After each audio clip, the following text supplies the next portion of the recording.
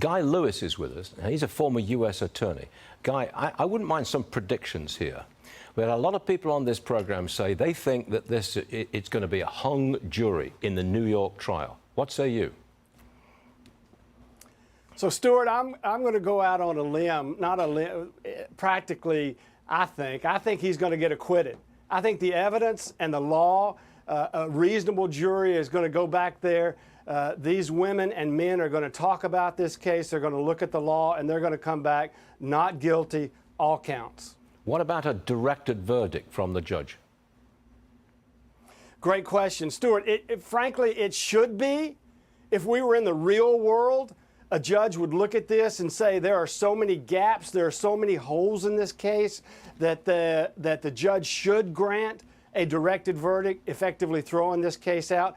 I don't think you will for a lot of the reasons that we've talked about, including the judge's own partiality that he's demonstrated throughout this case. In the New York judicial establishment, the New York judicial system, is it in good standing in America today? Boy, that I think in large measure, Stuart, we're going to know the answer after this verdict. Look, I've tried a lot of cases. Most cases that are tried result in a conviction. However, the caveat, in my experience, a lot of cases, is when you have someone who's notorious, a famous person, that throws everything upside down. And I think that, again, the women and men on this jury, even though people are saying, oh, they're New York, they're all going to convict, look, they care deeply about the American system. They're going to go back there. They're going to be careful. They're going to read the law. And look, after you look at Stormy Daniels and you look at Michael Cohen, who was a disaster, how can you find beyond a reasonable doubt that Trump committed these crimes? I don't think they will. House Majority Whip Tom Emmer wants the Department of Justice to prosecute Michael Cohen for making false statements during his testimony. Will anything come out of this?